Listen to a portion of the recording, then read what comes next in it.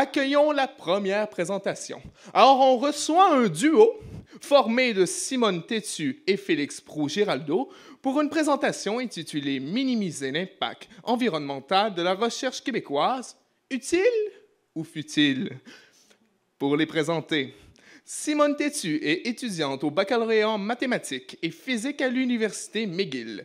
Félix Proulx-Giraldo est chercheur postdoctoral en bioinformatique à l'Université de Montréal.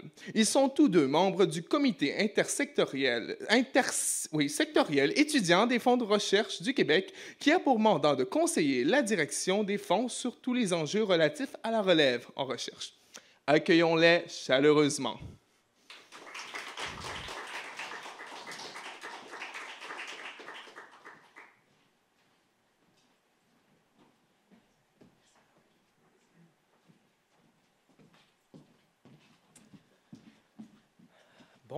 Bonjour à tous. Merci d'être là ce soir. Alors, je me présente, je m'appelle Félix. Je suis, comme Félix vient de le dire, je suis chercheur postdoctoral en bioinformatique à l'Université de Montréal. Puis aujourd'hui, je suis joint par ma collègue Simone. Bonjour, moi c'est Simone et comme Félix le dit encore une fois, je suis étudiante à l'Université McGill au baccalauréat. Et aujourd'hui, on va vous parler des conséquences environnementales de la recherche au Québec. Mais avant qu'on commence... Oui, donc c'est un peu... On n'a pas pratiqué à échanger un micro encore, donc on apprend. On va présenter en bonne et due forme avant de commencer le comité dont Félix et moi on fait partie. Il s'agit du Comité intersectoriel étudiant des fonds de recherche du Québec, ou FRQ. Les FRQ, ce sont des organismes subventionnaires qui financent la recherche québécoise dans les domaines nature et technologie, les domaines de la santé, les domaines société et culture, et ils financent aussi des initiatives comme BistroBrain. Et l'ECIE, c'est une équipe d'étudiants dans les fonds de recherche du Québec qui les conseille, de même que le scientifique en chef du Québec, Rémi Quirion, au sujet de plein d'enjeux qui préoccupent les nouvelles générations de chercheurs. Par exemple, en ce moment, on se penche sur la santé psychologique au cycle supérieur, sur la science en langue française et évidemment sur l'éco-responsabilité. Je vais commencer peut-être par parler de pourquoi on se penche sur l'éco-responsabilité en recherche, pourquoi on est venu ici pour vous en parler. Il y a 3 grandes raisons. La première, c'est que, comme vous le savez si vous êtes ici aujourd'hui, la communauté scientifique, elle est plutôt bien informée au sujet de la crise climatique. C'est même des informations qui nous proviennent de la recherche scientifique qui motivent le mouvement planétaire de lutte au changement climatique. Donc, une communauté bien sensibilisée d'ores et déjà. La deuxième grande raison, c'est que, comme le montrent certaines études, quand les scientifiques du climat échouent à réduire leur propre empreinte carbone, ça a un effet direct sur leur crédibilité perçue par le public ainsi que sur la portée de leurs conseils. Il y a un peu une contradiction quand une communauté scientifique met en garde la société contre la lutte climatique et donne des conseils pour y remédier, mais sans mettre en application ses propres conseils. Et finalement, dans la même veine, il faut rappeler que la recherche, c'est financé en bonne partie par des fonds publics. Donc, les scientifiques ont un peu une responsabilité supplémentaire en ce qui concerne, encore une fois, cette contradiction-là entre ce qu'ils disent à la société de faire et ce qu'ils font eux-mêmes dans leur recherche. Alors, pour commencer notre petit tour d'horizon des conséquences environnementales de la recherche, on va parler plastique. Pourquoi? Parce que les scientifiques, ils utilisent du plastique et ils en utilisent beaucoup. Il y a une étude britannique qui a montré, en fait, qu'un département de biosciences, à lui seul, a consommé l'équivalent de 5,7 millions de bouteilles de 2 litres en plastique, et ça, c'est en 1 an. Donc, imaginez un seul département dans une université, dans un pays. Donc, à l'échelle de la planète, ça fait vraiment beaucoup de plastique. Pourquoi les scientifiques utilisent autant de plastique? Mais en fait, pour les chimistes et les biologistes, des fois, ils n'ont pas vraiment le choix. Ils travaillent avec des substances qui sont toxiques, qui sont chimiques, qui ne peuvent pas être relâchées dans l'environnement comme ça, tout bonnement. Donc, le plastique ne peut pas être recyclé dans la plupart des cas et il faut juste le jeter. Ça arrive des fois qu'on peut utiliser du verre, du matériel lavable pour faire des expériences, mais encore là, il faut prendre le temps de le laver. Donc voilà. Dans les rares fois où est-ce qu'on peut recycler plastique, en fait, on se bute à des règles comme celle-ci. Où est-ce que vous voyez, ça, c'est les règles de recyclage du plastique pour l'Université de la Colombie-Britannique. Puis c'est vraiment un casse-tête. Il y a vraiment certains numéros qu'on peut mettre dans le plastique, d'autres non. Et ça, c'est un exemple vraiment flagrant de nos travaux, en fait, sur l'éco-responsabilité en recherche, qui démontre bien qu'en fait, que si on veut changer des pratiques qui sont bien ancrées dans la culture de recherche, comme l'usage de plastique, par exemple, qu'on voudrait réduire, il ne suffit pas de prendre un petit papier comme ça, de le coller à côté d'un bac de recyclage, puis de dire, ben voilà, on a réglé l'usage de plastique. Non. En fait, il faut encadrer ces initiatives-là à tous les niveaux d'une institution, d'une entreprise, donc à la fois par les chercheurs, par les universités, les organismes de financement, mais aussi le gouvernement. C'est seulement quand toutes ces structures-là, tous ces niveaux d'une organisation agissent ensemble qu'un changement pratique peut s'opérer. Et c'est seulement quand l'option éco-responsable sera la moins chère et la plus facilement accessible pour les chercheurs que le changement de pratique va réellement s'opérer. Il n'y a pas que du plastique qui est utilisé dans des laboratoires, on consomme aussi énormément d'électricité. Pour donner une idée, un laboratoire, ça consomme 5 à 10 fois plus d'électricité qu'un espace de bureau ordinaire de la même superficie. Il y a plusieurs causes à ça, notamment quelques équipements auxquels on peut penser. Donc, on va donner d'abord l'exemple des congélateurs. Les congélateurs, ça peut être un peu spécifique dans la tête de certaines personnes, mais c'est très, très, très fréquemment utilisé dans certains domaines. Et ils sont presque toujours à moins 80 degrés Celsius. Moins 80 degrés Celsius. Pourquoi? C'est pas super clair, mais en gros, c'est un peu du marketing. C'est un standard qui a été décidé il y a quand même longtemps, quand les technologies pouvaient l'atteindre. Et maintenant, c'est rendu la norme. Mais qu'est-ce qui arrive si on augmente la température de 10 degrés Celsius pour un très chaud, moins 70 degrés Celsius? On épargne 50 % d'électricité, ça on le sait, et en vérité, dans la majorité des expériences, ça ne change absolument rien. Donc, assez facile à corriger ce défaut des congélateurs. Notre autre exemple, ce sont les hottes d'évacuation d'air qui sont utilisées par mesure de sécurité dans plusieurs types de laboratoires. Elles consomment tellement d'électricité que dans certaines universités, ça peut représenter 10 % de la consommation énergétique totale de l'institution. C'est gigantesque et les hottes d'évacuation d'air, elles fonctionnent souvent même lorsqu'on n'en a pas besoin. Donc encore une fois, un changement de comportement plutôt simple qui peut épargner beaucoup d'électricité. Et pour finir avec l'électricité, je vais parler un petit peu des ordinateurs parce que les chercheurs de nos jours peuvent demander aux ordinateurs de faire tellement de calculs et des calculs d'une telle complexité que ça compte pour une petite partie quand même de leur consommation énergétique. Et un exemple qui est particulièrement d'actualité, ce sont les intelligences artificielles dont on entend beaucoup parler.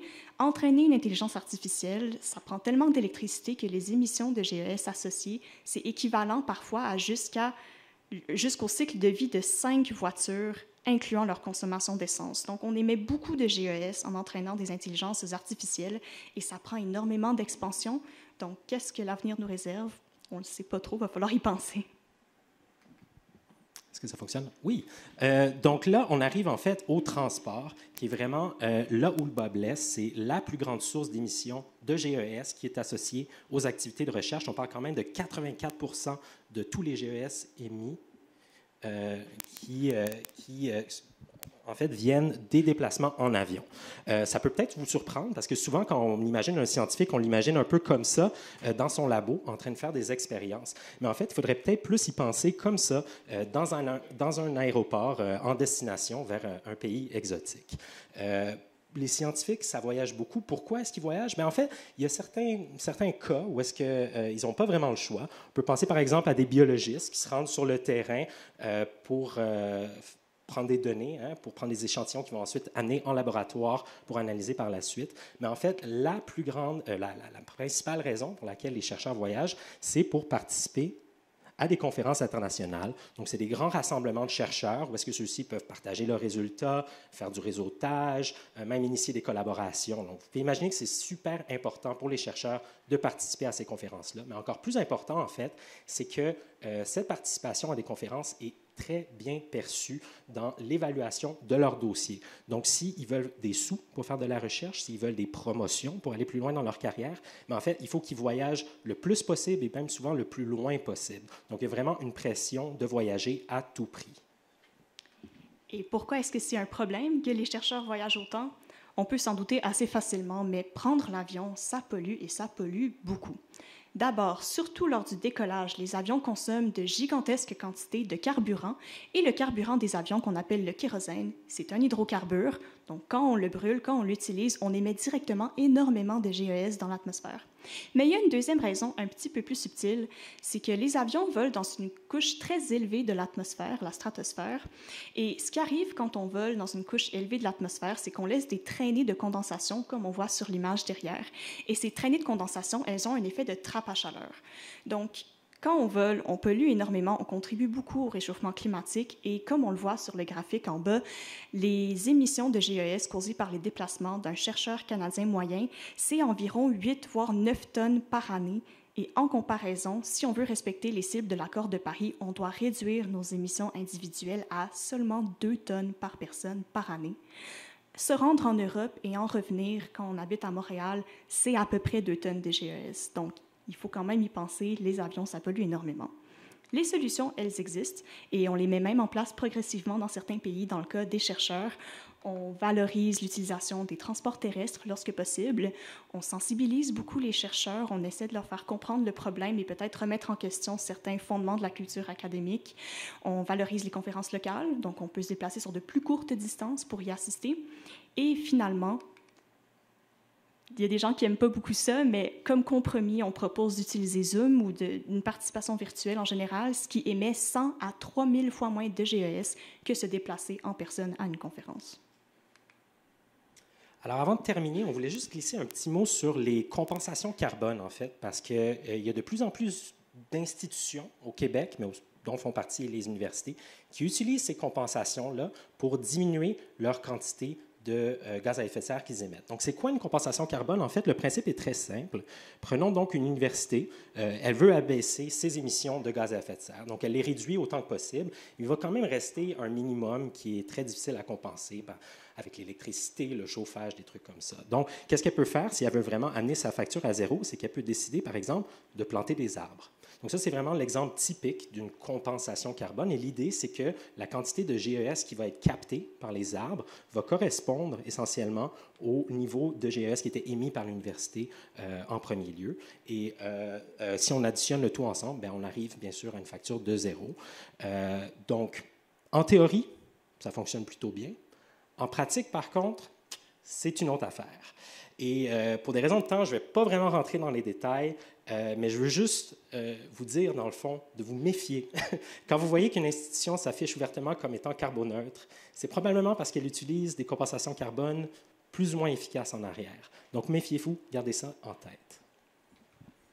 Avant de finir, je vais juste mentionner rapidement que si ça vous a intéressé d'entendre parler d'éco-responsabilité en recherche, le CIE va sortir un rapport complet sur le sujet à l'automne 2023. Il va y avoir beaucoup plus d'informations sur les thématiques qu'on a abordées, mais aussi des recommandations à l'intention des FRQ et des universités pour donner un peu de souffle à la transition verte dans le secteur de la recherche au Québec.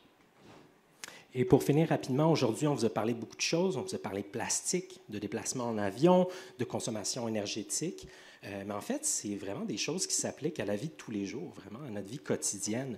Puis en fait, ce qu'on a trouvé dans nos travaux, c'est qu'il y a une empreinte significative qui est associée à la science. Mais en même temps, on a les moyens de réduire cette empreinte-là et d'avancer vers un futur un peu plus vert. Donc, je vous remercie de nous avoir écoutés. Si vous avez des questions, ça va nous faire plaisir d'y répondre.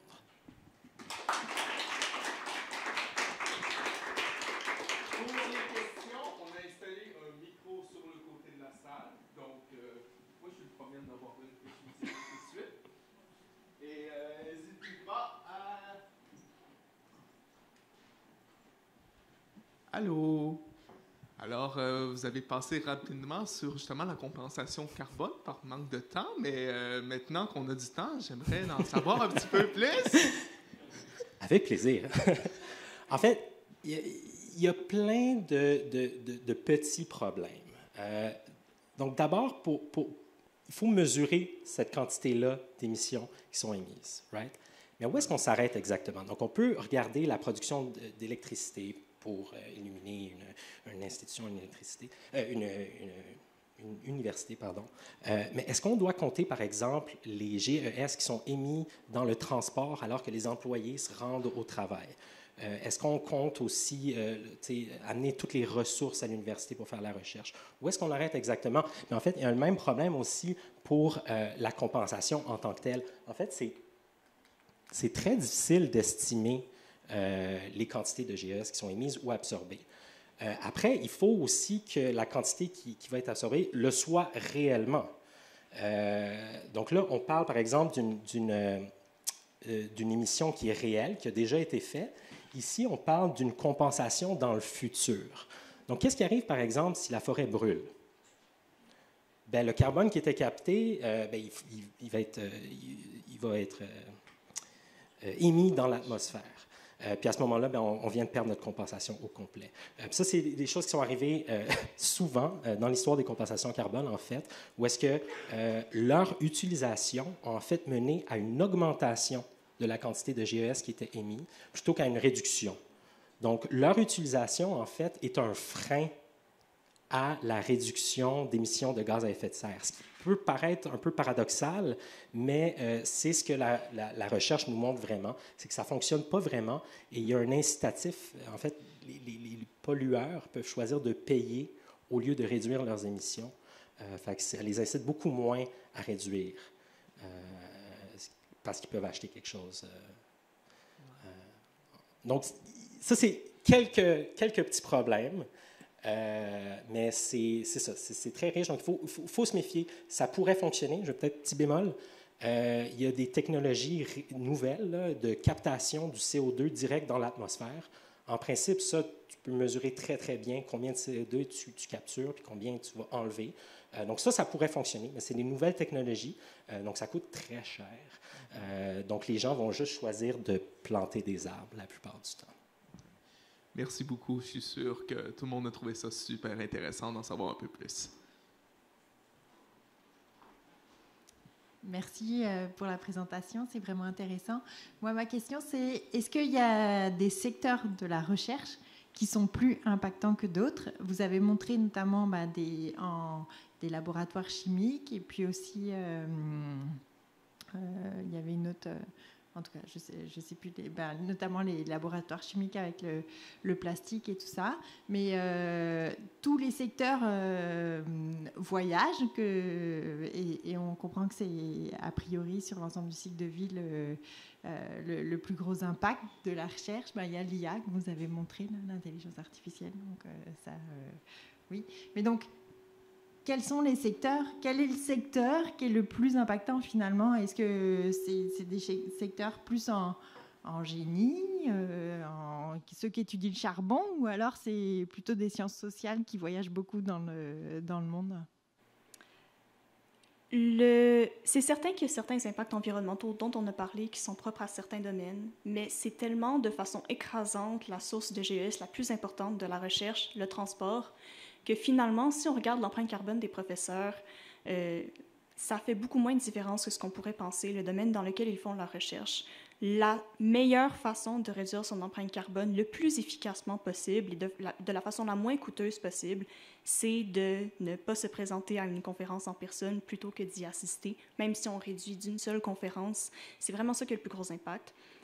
Encore une fois, il y avait des différences entre les domaines pour certains des aspects, mais c'est une question qui en ouvre un peu une autre parce que vous avez mentionné le charbon. Nous, on ne s'est pas penché sur les retombées de la recherche effectuée par l'individu. Si une personne fait de la recherche sur une façon d'optimiser les technologies de production de sable bitumineux, là, je ne peux pas vous garantir que le fait de ne pas aller à des conférences veut dire que cette personne-là fait une recherche qui n'a aucune retombée environnementale, mais ce n'est pas vraiment là-dessus qu'on s'est penché. Il faudrait peut-être aller consulter d'autres sources pour le savoir. Oui, super présentation, merci beaucoup. J'avais une question, vous parliez des vols d'avion, puis ultimement là, une solution qui pourrait être faite aux 9 tonnes d'usage d'essence pour les avions, contrairement à la France, pardon, à l'accord de Paris qui en indique 2 tonnes seulement. Ma question tournait plus au temps de réalisation des projets de recherche. Est-ce que vous savez s'il y a un effet, un impact ou une influence quelconque que... Je donne un exemple de chercheurs qui peuvent devoir se rendre à Paris. Au lieu de se rendre à Paris, ils vont soit y aller par Zoom ou se rendre quelque part dans le Québec. Au lieu de prendre un avion, ils vont prendre un train. Est-ce que vous savez s'il y a des impacts au long terme pour la réalisation des projets? Juste pour être certaine que j'ai bien compris, est-ce qu'on parle encore de tous les transports ou là on parle uniquement des transports pour la prise de données, la recherche en tant que telle? Excellente question. Je dirais surtout...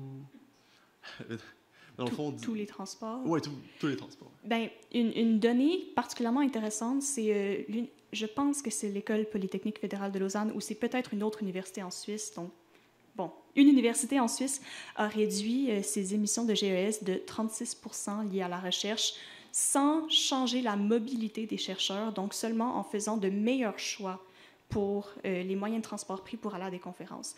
Donc, pour aller plus loin que 36 %, il faudrait vraiment refuser certaines conférences, mais seulement en prenant les moyens de transport terrestre, en combinant des accès hybrides pour les conférences. Donc, ici, on parle de mobilité, mais peut-être plus juste de participation à des conférences. On prend le mode hybride, on prend les transports terrestres, 36 % de la réduction des émissions, 36 % de réduction des émissions de GES de l'université.